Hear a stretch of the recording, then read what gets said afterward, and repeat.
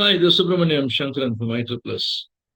In this video, we're going to have a look at different types of disclosures that are under the privacy. Disclosure is making a secret information available for users. It could be a public or it could be for selective users. Okay, it all depends upon the clearance and the classification. So classification is a way that you want to maintain the security for the data, and the clearance is always with respect to the data subject. Okay, the subject will have clearance and the data will have a classification.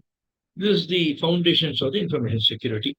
And accessing the information, okay, by the data subject is actually called as an identity and access management or access control. Okay, that being a very big domain for the CISSP. Or the first line of defense. Okay, securing the perimeter is a very popular book on identity and access management. Now, disclosure, when it comes to disclosure, there are disclosures in which we need to make ourselves aware of what we are actually disclosing when we are disclosing. Sometimes this happens without we knowing it. Okay. So under the privacy, there are 5 different types of disclosure. First one is actually called as a mandatory disclosure. When we are filing the income tax return, okay, we need to disclose our private information, which is going to be the first name, last name, the email, the mobile number, and okay, you have something called as a personal account number, PAN number. In India, we call it as a PAN number. It could be different in different countries. Now, we need to make the income tax department aware, or HMRC in UK, aware of that. Okay, we are paying the tax, and we need to specify this number. Okay, if we don't disclose it, it cannot be done without disclosing it. Okay, because that is our tax. We are paying it to the government. Okay, that is actually called as a mandatory disclosure. Second one is called incentivized disclosure.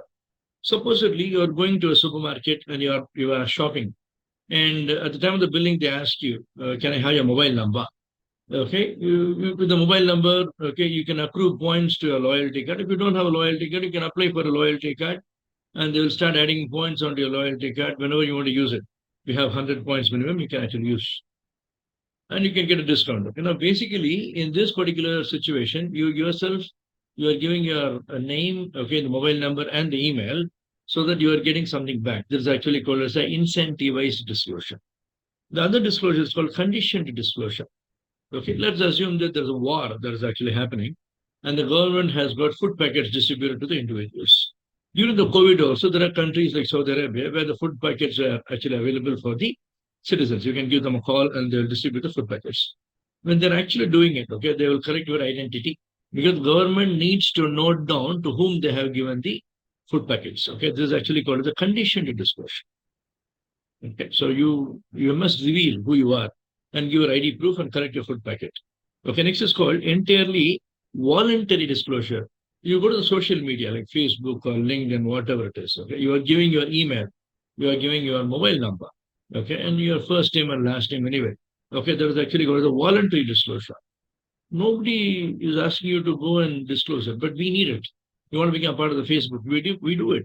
You want to become a part of the professional network like LinkedIn, okay, we do it. So we register with the email ID. So the email ID is in with LinkedIn. Okay, they have the first name, last name. They ask you for your mobile number sometimes, optional. And you can give a mobile number. Okay, you can also get it verified. Okay, so that becomes what is called as a voluntary disclosure. Unannounced acquisition of information is the fifth category. In this category, you are not aware that your information is being collected. For example, when you're browsing the internet, okay, the cookies collect a lot of information about you. This is actually called as an unannounced acquisition of information. Okay, these are the 5 categories of the disclosures that happen in privacy. Stay connected to this channel for more details or more news, more videos about cybersecurity and privacy. Cheers.